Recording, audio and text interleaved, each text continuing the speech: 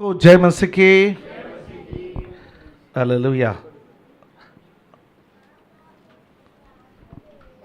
7 महीना चला गया है। ये 8वां महीने में हम लोगों ने प्रवेश किया है। ये 8वें महीने में जब हमने प्रवेश किया है तो आज प्रभु भोज का भी दिन है। परमेश्वर को उपस्थिति में बैठने के लिए प्रभु ने सहायता किया, उसके लिए धन्यवाद। और आए हुए सब लोगों को प्रभु बहुतायत से आशीष दे।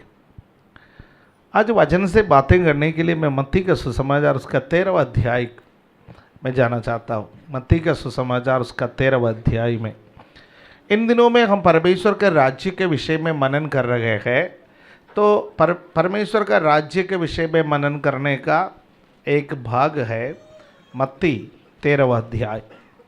और इसमें प्रभु यीशु मसीह के द्वारा कहे गए कई दृष्टांत हैं और उनमें से कुछ दृष्टांतों को आज हम मनन का विषय बताएंगे। और आप जब देखिए कि प्रभु यीशु मसीह ने जब भी कोई बात कहे और वो साधारण लोगों को भी समझ में आए, इसी मनसा से उन्होंने कहा। और वो कभी ऐसे बातें नहीं करते थे कि जो साधारण लोगों के समझ में ना आ जाए। इसलिए प्रभु अधिकांश बातों को दृष्टांतों में कहते थे। और ये दृष्टांत जो प्रभु यीशु मसीह के द्वारा कहे गए दृष्टांत है, यीशु मसीह जब इज़राइल में जीवन बिताते थे उस समय पर उधर सामान्य लोगों के जीवन में समझ में आने वाले बातें थे। अब हम उसके 13वां अध्याय के 24वां पद से मनन करने के लिए जा रहे हैं। जरा पढ़ेंगे 24 को 13 का 24 को। यीशु ने उन्हें एक और दृष्टांत दिया। स्वर्ग का राज्य उस मनुष्य के समान है जिसने अपने खेत में अच्छा बीज बोया। हालेलुया। यहाँ स्वर्ग का राज्य किसके समान है? स्वर्ग का राज्य बाकी कुछ चीज़ों में समानता है। यानी यहाँ जो घटते हैं उस सिद्धांत को आप स्वर्ग का राज्य में अप्लाई कर सकते हैं। स्वर्ग का राज्य भी वैसा है, राइट? तो यहाँ पर एक मनुष्य अपने खेत में अच्छा बीज बोया। और मुझे नहीं लगता कोई मनुष्य अपना खेत में खराब बीज बोएंगे। बीज बोने से पहले खेत को तैयार करना पड़ता है और खेत को तैयार करना कोई आसान काम नहीं है। पत्थर को हटाना, झाड़ियों को हटाना, खेत को समतल करना, हल चलाना और उसमें पर्याप्त मात्रा में पानी देना, बहुत कुछ देखभाल करने के बाद, बहुत कुछ तैयारी के बाद एक व्यक्ति अपना खेत में बीज बोता है। तो हर व्यक्ति ये चाहेंगे मैं अपना खेत में उत्तम से उत्तम बीज बो, जिससे मुझे ज़्यादा से ज़्यादा उपज मिल सके। इस मनुष्य का भी मनसा, इस स्वामी का भी मनसा क्या था कि मैं अपना खेत से अधिक उपज लेना चाहता हूं, इसलिए अच्छा बीज को बोऊंगा। पर क्या हुआ? 25 में क्या हम देखते हैं? पर जब लोग सो रहे थे तो उसका वैरी आकर गेहूं के बीच में जंगली बीज बोकर चला गया। और स्वामी ने, खेत का मालिक ने जो बीज बोया है वो गेहूं का बीज है ना? और मुझे लगता है कि एक किसान के लिए बहुत दिन के कड़ी मेहनत के बाद वो बीज बोता है। आजकल ट्यूबवेल है, लेकिन उस समय पर कोई ट्यूबवेल नहीं थे। उस समय पर उन लोग पूर्णतः बारिश पर निर्भर रहते थे या स्थानीय संसाधनों पर निर्भर रहते थे और कड़ी मेहनत करते थे। आजकल मशीन्स बहुत आए हैं, ट्रैक्टर आए हैं या और कई मशीन्स आए हैं, तो थोड़ा सा आसान हो गया, लेकिन उस समय पर लोग सब कुछ हाथ से करते थे। और जब बीज बोने का अर्थ है जंग जीत गया, यह आधा जंग जीत गया, उसके बाद बहुत अच्छा नींद आता है। यदि आपने कभी किसानी की है तो आपको यह बात पता चलेगा। हम इससे जुड़े हुए थे, इसी वजह से हमें मालूम है। तो जब बीज बोने के बाद वो बड़ा राहत का सांस लेते हैं कि भाई पिछले दिनों का जो उतना भी मैंने मेहनत किया है, मेरा मेहनत का पूर्ति बीज बोना है, और यह बीज अंकुरित होना है। और इसी बीच में वो आराम से सो सकता है। पर जब सोता है तो वहां पर दुश्मन आता है। यीशु मसीह हमेशा अपने चेलों से कहता है कि जागते रहो, जागते रहो। कलीसिया को जागने की जरूरत है, क्योंकि जब कलीसिया सोती है तो कौन निकलता है? दुश्मन निकलता है। माता पिता ध्यान दीजिए, यदि आप अपने बच्चों के लिए प्रार्थना करने का समय यदि आप सो जाएंगे तो आपके बच्चों के हृदय में दुश्मन आएंगे और बुरे बीज बो करके चले जाएंगे। आप कहेंगे मैं संडे स्कूल में भेजा था, मैंने इसको वीपीएस में भेजा था, मैं इसको चर्च में लेकर के आया, पर यह कैसा हो गया? हम एक बात भूल जाते हैं, जब हम सो जाते हैं दुश्मन निकलता है, वो जंगली बीज बोता है। हालेलुया। इसलिए आत्मिक जीवन में जागते रहना बहुत जरूरी है। हालेलुया, आमेन, आमेन। ये अलग बात है, कुछ लोगों को चर्च में बहुत अच्छा नींद आता है, क्योंकि यहां शांति है, शांति है ना। तो जब शांति मिलते हैं तो लोग थोड़ा आराम से सो जाता है। मैं उनको डिस्टर्ब करना नहीं चाहता हूं, पर याद रखना, वचन सुनने का समय आप सोएंगे तो आपका दुश्मन निकलेगा, वो आपका हृदय में जंगली बीज बो करके चले जाएगा। इसलिए नींद आता है तो अभी उसको भगाओ, नींद को भगाओ। हालेलुया, आमेन, आमेन। ठीक है, तो दुश्मन निकलता है, इस बात को ध्यान रखना। और दुश्मन जो कुछ भी बोता है वो जंगली होता है, उसे कोई फल नहीं मिलेगा, वो जहरीला है, वो नुकसान करता है, वो स्वास्थ्य के लिए हानिकारक है, वो खेत को खराब करते हैं। अब 26वां वचन में जाएंगे। 26वां वचन 26 में क्या हम पढ़ते गए? जब अंगूर निकले और बालें लगी तो जंगली दाने के पौधे भी दिखाई दिए। कब दिखाई दिए? जब निकले तो दोनों एक समान था। गेहूं के बीज के पौधे और जंगली बीज के पौधे, दोनों में अंतर समझना मुश्किल है। दोनों एक समान है।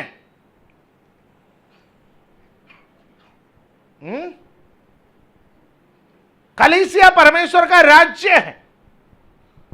कलीसिया में असली गेहूं के पौधे भी है, जंगली बीज के पौधे भी है। गाना तो एक समान गा रहे, बाइबल तो एक समान पढ़ रहे, ताली तो एक समान बजा रहे। आराधना में असली कौन है, नकली कौन है, यह पहचानना बहुत मुश्किल है। असली बेदारी और नकली बेदारी को पहचानना बहुत मुश्किल है। कौन हृदय से आराधना करता है, कौन गले से आराधना करता है, यह भी पहचानना बहुत मुश्किल है। दोनों साथ साथ बढ़ते हैं, पर एक दिन पता चलता है। कौन सी दिन? जब बालें निकलती है, जब उसमें फल आने लगता है, तब पता चलता है। पत्ते तो एक समान था, लंबाई तो एक समान था, रंग तो एक समान था, पर फल एक समान नहीं निकलेगा। गेहूं में से गेहूं का फल निकलेगा, गेहूं में से गेहूं का बाल निकलेगा, और जंगली बीज में से उसका फल निकलेगा। 27वां पद 27। इस पर गृहस्थ के दासों ने आकर उससे कहा, है स्वामी, क्या तुमने अपने खेत में अच्छा बीज ना बोया? फिर जंगली दाने के पौधे उसमें कहां से आए? हम कई बार भूल जाते हैं, हमारे जीवन में बुराई कहां से आए, हमारे जीवन में गंदा आदत कहां से आए, हमारे बच्चे कैसे बिगड़ गए, हमारा परिवार कैसे बिगड़ गए।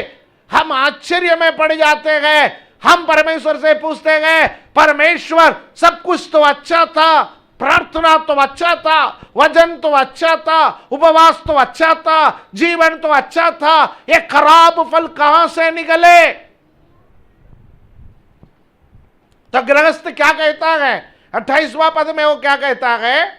उसने उनसे कहा, यह किसी शत्रु का काम है। दासों ने उसे कहा, क्या तेरी इच्छा है कि हम जाकर उनको बटोर लें?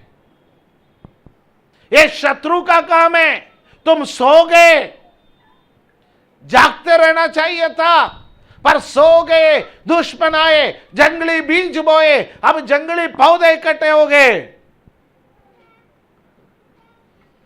अरे हम बर्दाश्त लोग कहते गए, स्वामी हम जाकर के ये जंगली पौधों को इकट्ठा करें, जंगली पौधों को इकट्ठा करें। और स्वामी का क्या जवाब है? 29 में स्वामी ने कहा, नहीं, ऐसा ना हो कि जंगली दाने के पौधे बटोरते हुए तुम उनके साथ गेहूं भी उखाड़ लो। क्या कई बार आप सवाल नहीं पूछते, प्रभु इसको आप कलीसिया में क्यों जिंदा रख रहे? इतना खराब आदमी।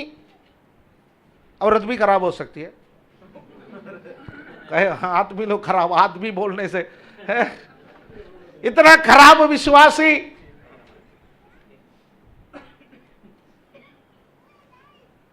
कई बार हम सवाल पूछते गए, प्रभु क्यों? पर प्रभु कहता है, नहीं, रहने दो। जब उसको उखाड़ देंगे, उसके साथ कोई अच्छा पौधा भी खराब हो सकता है। हालेलुया, आमीन।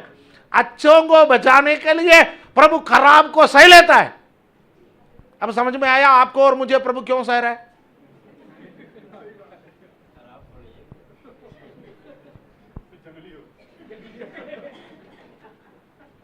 सही मायने में देखा जाए, हम में से कईयों का आदत, हमारा कईयों का स्वभाव इससे पहले उखड़ना चाहिए था। फिर भी हमसे जुड़े कुछ अच्छे लोग हैं, प्रभु उनका ख्याल करता है और हमें मौका देता है सुधरने का। पर जो जंगली पौधे कभी गेहूं का पौधा बन ही नहीं सकते।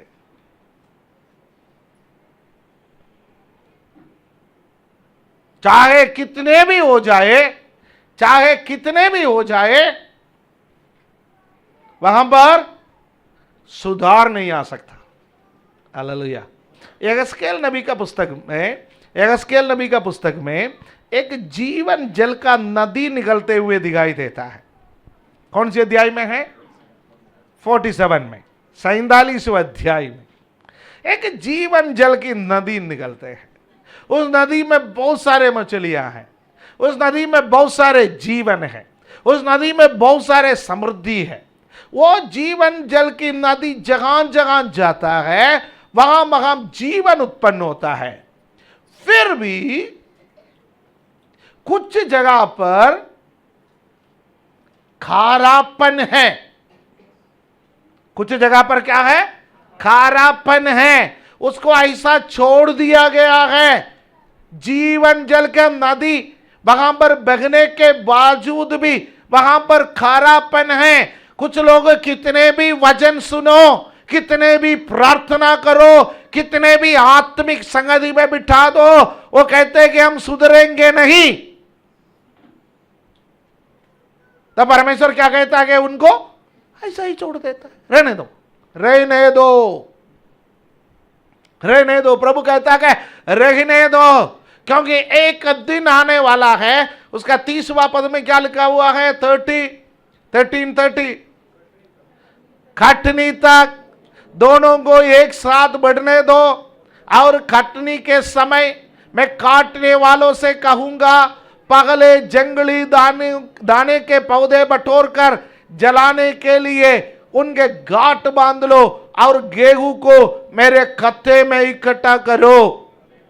एक न्याय का दिन आने वाला है, एक कटनी का दिन आने वाला है। कलीसिया, हम उस दिन का इंतजार में बैठे हैं।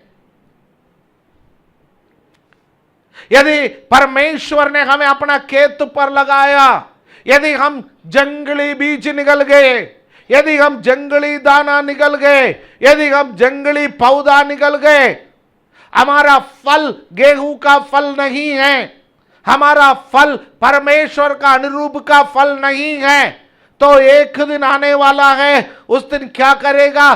पगले जंगली पौधों को उखाड़ेंगे, उसको गांठ बांध करके रखेंगे। किस काम के लिए? उनको जलाने के लिए। आज ऐसा एक मसीहत इस संसार में घूम रहा है, वो ये सोच रहा है उद्धार पाए, बपतिस्मा ले ले, अन्य भाषा पाए, कभी नरक में नहीं जाएगा। नहीं, वचन कहता है उनके फलों से तुम उन्हें पहचानोगे। फल मायने रखते हैं, पत्ते नहीं। पौधा कितना तंदुरुस्त है वो मायने नहीं रखते हैं, पौधे में कौन सी फल आता है वो मायने रखते हैं। आज हम अपना जीवन में सोचे, क्या मेरे अंदर से अच्छा फल इन दिनों में निकल रहा है या नहीं? अच्छा फल नहीं निकल रहा है। हम कलीसिया में रोपे जाने के बावजूद भी हम जंगली पौधे हैं, और जंगली पौधों का अंत क्या है? उसको आग में झोंक दी जाएगी, उसको जला दिया जाएगा, उसको नरक में जाना पड़ेगा। माथे पर लिखा होगा विश्वासी, पर फल जंगली है, स्वर्ग का राज्य में प्रवेश नहीं करेंगे। ये एक दृष्टांत प्रभु ने कहा। अब इसका एक्सप्लेनेशन भी प्रभु ने कहा। ओके, अब आप उसका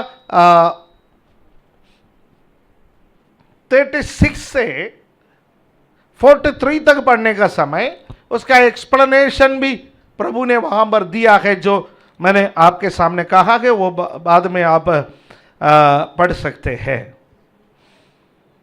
43 में पढ़ना चाहता हूं। जंगली पौधे तो आग में जाएंगे, श्योर, जंगली बीज आग में जाएंगे, जंगली फल आग में जाएंगे। लेकिन 43 में लिखा है, उस समय धर्मी अपने पिता के राज्य में सूर्य के समान चमकेंगे, जिसके कान वो सुन ले।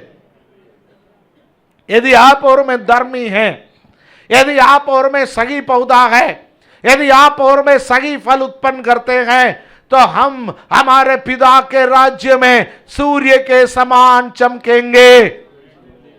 हालेलुया, आमीन। या तो नरक में जाकर के वहां के आग में जलेंगे, या फिर हम हमारे पिता के राज्य में प्रवेश करके सूर्य के समान चमकेंगे। हालेलुया। और मुझे मालूम है आप में से कोई नरक में जाकर के वहां के आग में जलना नहीं चाहेंगे। हम में से प्रत्येक जन चाहेंगे पिता के राज्य में प्रवेश करे और सूर्य के समान चमके। हालेलुया, आमीन। इसके बाद प्रभु ने जब दृष्टांत कहा, उस पर भी हम देखेंगे 31 and 32। एक और दृष्टांत प्रभु ने दिया, स्वर्ग का राज्य राई के एक दाने के बराबर है, जिसे किसी मनुष्य ने लेकर अपने खेत में बो दिया, वो सब बीजों से छोटा तो है, पर जब बढ़ जाता है तब सब साग पात से बड़ा होता है और ऐसा पेड़ हो जाता है कि आकाश के पक्षी आकर उसकी डालियों पर बसेरा करते हैं। आप जब भारत में रहते हुए ये वचन जब पढ़ते हैं तो हमको तो बड़ा अजीब सा लगता है, क्योंकि भारत में हम देखते हैं कि बड़े बड़े पेड़ है, बड़े पीपल के पेड़ को हमने देखा, बड़े आम के पेड़ को देखा, राइट, फिर जामुन के पेड़ को देखा, और ऐसे कितने पेड़ को हम देखते हैं। जंगली पेड़ बहुत सारे हैं। बहुत बड़े बड़े पेड़ों को देखने के बाद हम इस वचन पढ़ते हैं कि ऐसा पेड़ हो जाता है, राई का दाना एक ऐसा पेड़ हो जाता है, आकाश के पक्षी आकर उसकी डालियों पर बसेरा करते हैं, तो हमको तो बड़ा अजीब सा लगता है।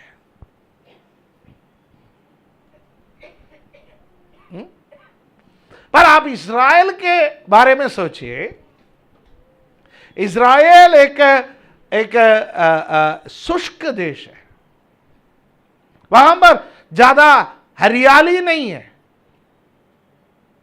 अब जो हरियाली दिखाई दे रहा है वो तो कृत्रिम रूप से बनाया गया हरियाली है। प्रभु के समय पर ऐसा कृत्रिम रूप से बनाए गए कोई हरियाली वहां पर नहीं थे।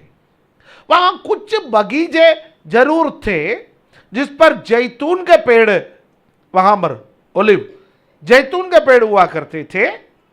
फिर बाकी सब छोटे छोटे चीजें हैं। अंजीर के पेड़ वहां पर हुआ करते थे। और जब मैदान में आता है, मैदान में जो साग पात बोया जाता है, उस साग पातों में सबसे ऊंचा जो है वो राई का दाने का पेड़ होता है, एक या उसका पौधा होता है, 10 से 12 फुट ऊंचा होता था। और जब आप मैदान में खड़े होकर देखेंगे, बाकी सभी साग पातों में, बाकी सभी झाड़ियों को जब आप देखोगे, राई का दाने का जो पौधा है वो सबसे ऊंचा होता था। और यीशु जब बात करते हैं, कभी भी एसी रूम में बात नहीं किया उन्होंने। 4 दीवारी के अंदर कभी यीशु ने भाषण नहीं दी। चंद मौकों पर हम यीशु मसीह को 4 दीवारी के अंदर देखते हैं, सिवाय कुछ मौके पर सिनेगोग में, आराधनालय में कई बार हम यीशु मसीह को देखते हैं। उसके अलावा अपने चेलों को सिखाने के लिए वो हमेशा मैदान में ले जाते थे। और वो मैदान से जब यीशु को दिखाई दिया, यीशु ने कहा, देखो जो राई का पौधा तुमको दिखाई दे रहा है, वो राई का पौधा ये सारे साग पातों में ऊंचा है, बड़ा है। पक्षी आएंगे तो नीचे आकर के बसेरा नहीं करेगा, बल्कि उसमें बसेरा करेगा। पर बीज का दृष्टि से देखा जाए वो सबसे छोटा है। परमेश्वर का राज्य ऐसा है। परमेश्वर का राज्य का बढ़ोतरी के विषय में ये दृष्टांत कहा है। सबसे छोटा दिखने वाला सबसे बड़ा बन जाता है। तभी तो लोगों को हमसे आपत्ति है ना? लोगों को हमसे क्या आपत्ति है? ये जो चर्च है, 2 लोग बैठ करके आराधना कर रहे थे, पता नहीं कब 200 में तब्दील हो गया। 200 थे, पता नहीं कब 2000 में तब्दील हो गया। इसलिए संसारिक लोग इस कलीसिया के ग्रोथ को, कलीसिया के बढ़ोतरी को रोकने का कोशिश करता है। लेकिन प्रभु यीशु मसीह का वचन है छोटे झुंड मत डर। हालेलुया, आमीन। जकरिया नबी के द्वारा प्रभु ने कहा, छोटे बातों की शुरुआत को तुच्छ नहीं जानना। हालेलुया, आमेन, आमेन। हमारा ग्रोथ राई के पौधे के समान है। हम बीज में छोटा है, पर जो बढ़ोतरी में आता है वो आगे बढ़ते जाता है। उसका कारण है प्रभु यीशु मसीह ने कहा, मैं अपने कलीसिया को बनाऊंगा, अधोलों के फाटक उस पर कभी प्रबल नहीं होंगे। कोई रोके, कोई ठोके, कोई रुकावट डाले, कोई रास्ता रोके, कलीसिया बढ़ते जाएगा। हालेलुया, आमीन। विश्व के इतिहास इस बात की गवाही है। जगह जगह कलीसिया के बढ़ोतरी को रोकने के लिए जो जो लोगों ने कोशिश किया वो इतिहास में से मिट गए, पर कलीसिया आज भी उन स्थानों पर स्थिर है, क्योंकि यह मनुष्य के द्वारा बनाया गया कोई संस्था नहीं है। कलीसिया प्रभु यीशु मसीह के द्वारा बनाया गया है, और यीशु मरे हुए में से जी उठा, वो जीवित परमेश्वर है, तो वो अपने कलीसिया को बनाएगा। हालेलुया, आमेन, आमेन। तो जब राई के दाने का दृष्टांत आप देखते हैं, वो कलीसिया के बढ़ोतरी के विषय में बात करते हैं।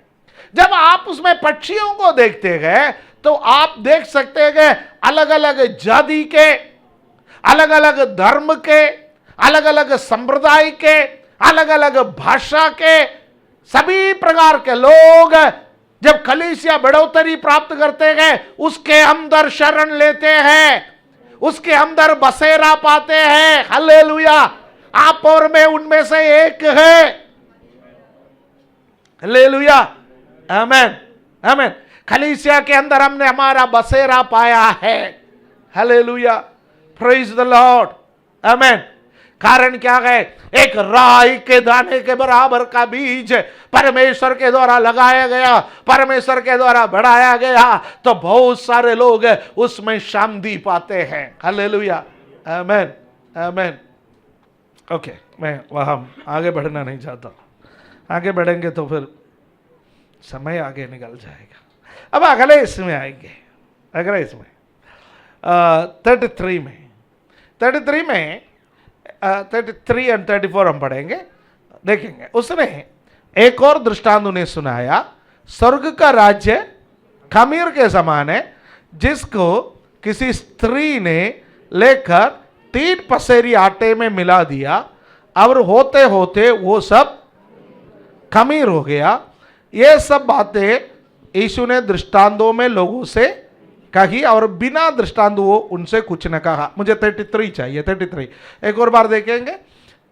स्वर्ग का राज्य किसके समान है? खमीर। बाइबल में कई जगहों पर खमीर को पाप के साथ तुलना करके बताता है, लेकिन यहां पर खमीर पाप के साथ तुलना करके नहीं, खमीर ग्रोथ है, बढ़ोतरी है। ठीक है, राई का दाना बढ़ोतरी है, ग्रोथ है। और खमीर इसका खासियत है। खमीर का खासियत क्या है? जिसको किसी स्त्री ने लेकर 3 पसेरी आटे में मिला दिया, और होते होते वो सब खमीर हो गया। एक बड़े बड़े पतीले में आपने आटा गूंदा, उसको खमीर बनाने के लिए आपको कितना खमीर की जरूरत है?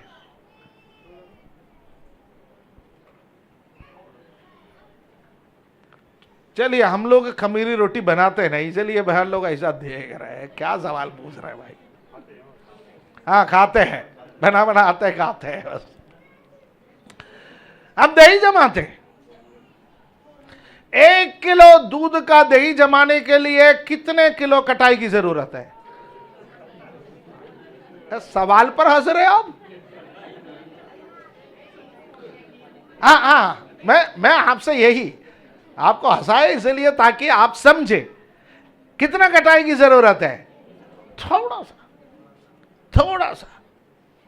यदि थोड़ा सा कटाई उस दूध में गिर गए, थोड़ा सा कटाई, थोड़ा सा खमीर आटे में गिर गए, वो पूरे आटे को, पूरे दूध को जही दमाएगा या खमीर कर देगा। थोड़ा सा एक विश्वासी काफी है। हालेलुया। रो रहे मेरा घर से मैं अकेला विश्वासी हूं, खमीर बनो। जो आपका संपर्क में आएगा विश्वासी बनता जाएगा। आज प्रार्थना करो, प्रभु मैं ऐसा खमीर बनना चाहता, जो मेरे संपर्क में आए वो विश्वासी बनता जाए। हालेलुया, आमेन, आमेन। वचन में लिखा है, प्रभु यीशु मसीह पर विश्वास कर, तू और तेरा घराना उद्धार पाएगा। यदि आपके परिवार से दूसरा कोई अभी तक विश्वासी नहीं है, आपका इलाका से दूसरा कोई अभी तक विश्वासी नहीं है, आपका गांव से दूसरा कोई विश्वासी नहीं है, आपके गली से दूसरा कोई विश्वासी नहीं है, आपके मोहल्ला से दूसरा कोई विश्वासी नहीं है, प्रार्थना करो, प्रभु मुझे वो खमीर बना दो, जो मेरे संपर्क में आ जाए वो विश्वासी बनता जाए। लोग हमसे कटते क्यों हैं? उनको पता है, उनको पता है संपर्क में आए ये विश्वासी बन जाएगा। इसलिए हम कई बार लोग हमसे दूरी बनाते हैं, दूरी बनाते हैं। उनका कोई दोष नहीं है, क्योंकि उनको पता है सच्चाई। यीशु ने हमें क्या बनाया? खमीर बनाया है। Hallelujah, hallelujah, hallelujah, praise the lord, amen. हम प्रभु का धन्यवाद करें। हालेलुया। जहां जगह एक छोटा सा खमीर गए, वहां बड़े बड़े कलीसियाओं की स्थापना हुए हैं। इसलिए इन दिनों में भारत में खमीरों को रोकने का कार्यक्रम चल रहा है। खमीर को गांव में एंट्री नहीं है, समीर को एंट्री है, खमीर को नहीं है। है? छत्तीसगढ़ में बोर्ड लग रहा है, खमीर यहां मरना है, क्योंकि उनको पता है गांव में खमीर आने से पूरा गांव खट्टा हो जाएगा। हालेलुया। मुझे मालूम है वो ऑनलाइन है, सच्चाई है। मैं अपने में से कुछ बना करके नहीं बोल रहा है, मैं यीशु मसीह का वचन बोल रहा हूं, बाइबल में जो लिखा है वो बोल रहा हूं। यह सत्य है, यह कोई बदल नहीं सकता, वो हर जगह पर यह सत्य है। हालेलुया। हमारा ग्रोथ राई के दाने के बराबर के है, उसके समान हम बढ़ते हैं। हमारा ग्रोथ खमीर के समान है, एकदम खमीरी कर देता है। हालेलुया। हमारा प्रार्थना में ताकत है, हमारा प्रार्थना में ताकत है। हालेलुया, प्रेज द लॉर्ड, आमेन, आमेन। आगे बढ़ेंगे। मुझे 1 2 3 4 दृष्टांत और कहना है। ओके, जल्दी जल्दी कहेंगे। ओके, क्योंकि ये सब एक साथ प्रभु ने कहा तो हम भी एक साथ मनन करें। उसका 44 में जब आते हैं, 44 एंड 45 एक ही चीज है। 44, 45, 46 इकट्ठे पढ़ेंगे, फिर हम उसके इसको मैं बता देता हूँ। स्वर्ग का राज्य खेत में छिपे हुए धन के समान है, जिसे किसी मनुष्य ने पाकर छिपा दिया और आनंद के मारे जाकर अपना सब कुछ बेचकर उस खेत को मोल लिया। फिर स्वर्ग का राज्य एक व्यापारी के समान है, जो अच्छे मोतियों की खोज में था। जब उसे एक बहुमूल्य मोती मिला तो उसने जाकर अपना सब कुछ बेच डाला और उसे मोल लिया। आपको परमेश्वर का राज्य एक खजाने के समान है ना? छिपे हुए धन को आप क्या कहेंगे? खजाना कहेंगे, हिडन ट्रेजर, छिपा हुआ धन है ना? उसके समान है। जब किसी को मिल गया, इसने छिपा दिया, किसी को बताया नहीं, भाई इस खेत में छिपा हुआ धन है, उसने किसी को बताया नहीं, फटाफट जाकर के अपना सब कुछ बेच दिया, उस खेत को मोल लिया। और एक व्यापारी के समान है, जो एक अनमोल मोती के खोज में थे, जब उससे मिला जाकर के अपना सब कुछ भेज दिया और उसको खरीद लिया। आपको परमेश्वर का राज्य चाहिए तो जो कुछ भी आपके पास है सब कुछ बेच डालो। इसका अर्थ यह नहीं है कि आपको अपना मकान आज बेचना पड़ेगा या आपका खेत आज बेचना पड़ेगा, ये उन चीजों से नहीं है। परमेश्वर का राज्य चाहिए, दाम चुकाना पड़ेगा, दाम चुकाना पड़ेगा।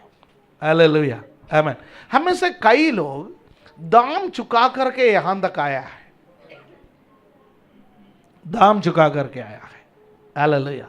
मैं यहां पर बैठे हुए बच्चों के लिए, यहां पर बैठे हुए यंगस्टर्स के लिए प्रभु का धन्यवाद करता हूं। इन दिनों में संडे के दिन मैच रखा जाता है, क्रिकेट का मैच रखा जाता है, फुटबॉल का मैच रखा जाता है, अलग अलग प्रकार का कार्यक्रम रखा जाता है, और आपको लुभाने के लिए, आपको कलीसिया से अलग करने के लिए संसार और शैतान मिलकर के अलग अलग प्रोग्राम रखते हैं। पर आप दाम चुका कर आए हैं। क्या दाम आपने चुकाया? मुझे वो सब नहीं चाहिए, मैंने एक अनमोल मोती को खोजा है, और वो अनमोल मोती पाने के लिए मैंने वो सब कुर्बान करने के लिए तैयार है। हालेलुया, आमीन, आमीन। हमारा जीवन का सुखों को, हमारा जीवन का सुविधाओं को, हमारा ऐश्वर्य जिंदगी को, सबको कुर्बान करने के लिए तैयार हो जाए, तभी स्वर्ग का राज्य मिलेगा। है? यदि आप सोचे बगल में जो रखा है वो गिरे भी ना, ऊंचे पर रखा है उठाना भी है, संभव नहीं है। ऊंचाई का कुछ पाना है तो बगल में दबा के रखा है उसको आपको छोड़ना पड़ेगा। परमेश्वर का राज्य दाम चुकाने वालों को मिलता है। परमेश्वर का राज्य त्याग सहने वालों को मिलता है। परमेश्वर का राज्य उनको मिलता है जो परमेश्वर के पीछे जाने के लिए किसी भी कीमत अदा करने के लिए तैयार है। हालेलुया, आमीन। कीमत अदा करना है। 47 फिर स्वर्ग का राज्य उस बड़े जाल के समान है जो समुद्र में डाला गया और हर प्रकार की मछलियों को समेट लाया। इसमें हर प्रकार के मछली है। इस जाल में हर प्रकार के मछली है। वेज वाला मछली भी है, नॉन वेज वाला मछली भी है, कई प्रकार के भाषा बोलने वाला मछली है, कई रंग के मछली है, रंग बिरंगे मछली भी है। इसमें हर प्रकार के बिरादरी के मछली है, हर प्रकार के जाति के मछली है, हर प्रकार के धर्म के मछली है इसके अंदर। यदि आप सोचे मैं अपना प्रजाति के साथ ही रहूंगा, यह जगह आपके लिए फिट नहीं है। यहां हर प्रजाति के साथ रहना पड़ता है। समझ में आ रहे समझ में आ रहे थे? हालेलुया बोल सकते हैं? इस जाल में सब प्रजाति है, और यीशु मसीह के लहू से जब सब प्रजाति को खरीदा जाता है, वो सब एक प्रजाति अपने आप बन जाता है। इसमें हमारा जाति का भेदभाव नहीं होना चाहिए, धर्म का भेदभाव नहीं होना चाहिए, बिरादरी का भेदभाव नहीं होना चाहिए, किसी भी प्रकार का भेदभाव नहीं होना चाहिए। प्रभु में हम सब एक है, हमारा पिता एक है, हम जो आत्मा पाया वो एक है, हमने जो बपतिस्मा लिया वो एक है। हालेलुया, आमीन। पर अगला वचन क्या देखता है? अगला वचन में कहता है कि 48 में जब जाल भर गया तो मछुए किनारे पर खींच लाए और बैठकर अच्छी अच्छी तो बर्तनों में इकट्ठा किया और बेकार बेकार। अब तो सब प्रजाति को बढ़ने तो दे रहे, इस जाल के अंदर सब प्रजाति को अब बढ़ने दे रहे, पर एक दिन इकट्ठा करेंगे अच्छी अच्छी को बर्तन में, बाकी तो फेंक देंगे। प्रार्थना करना, प्रभु मैं ऐसा प्रजाति बनूं जो अच्छी हो। हालेलुया। ये भी न्याय के दिन के विषय में बात करता है। ओके, एक और दृष्टांत 52। और फिर यीशु ने उनसे कहा, इसलिए हर एक शास्त्री जो स्वर्ग का राज्य का चेला बना है उस गृहस्थ के समान है जो अपने भंडार से नई और पुरानी वस्तुएं निकालता है। हर एक शास्त्री, उस स्थान पर आप हर एक विश्वासी जोड़ सकते हैं। यहां कितने शास्त्री हैं?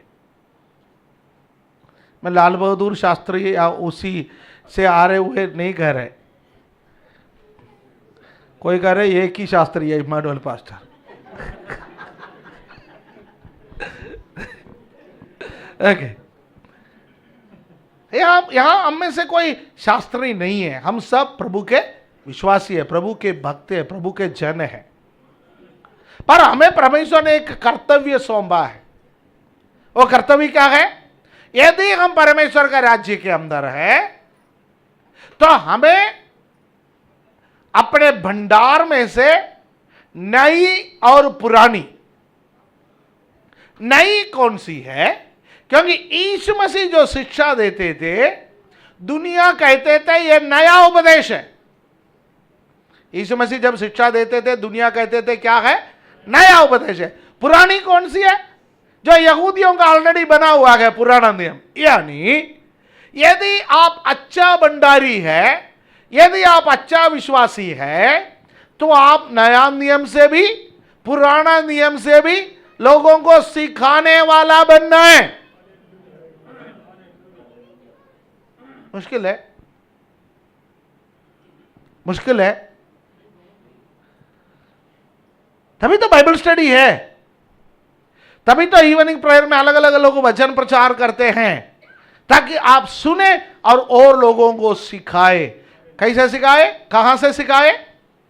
पुराना नियम से भी सिखाए, नया नियम से भी सिखाए। नया नियम में यीशु मसीह की नई बातें हैं, पुराना नियम में उसका आधार क्या है वो लिखा हुआ है। तो आज हमने क्या क्या सीखा? शुरू से रिविजन भी होता है ना हमारे यहां। क्या क्या क्या क्या बातें हमने सीखा है? गेहूं और जंगली बीज का दृष्टांत हमने सीखा। गेहूं और जंगली बीज का दृष्टांत दोनों साथ साथ बढ़ते हैं, पर काटने के समय अलग किया जाता है।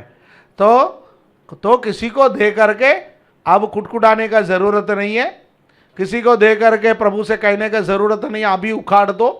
जब उखाड़ने का समय आएगा प्रभु अपने आप उखाड़ देंगे, है? तो अब यह भी मत कहना कलीसिया में सब अच्छे लोग होते हैं। यदि कोई कहते हैं कि कलीसिया में सब अच्छे हैं, तो उस कलीसिया में हम कभी ना जाए, क्योंकि हम जाने से वो कलीसिया खराब भी हो सकता है।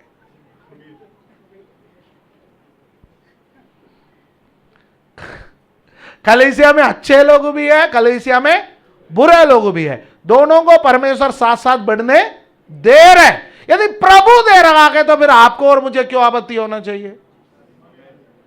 होना नहीं चाहिए ना।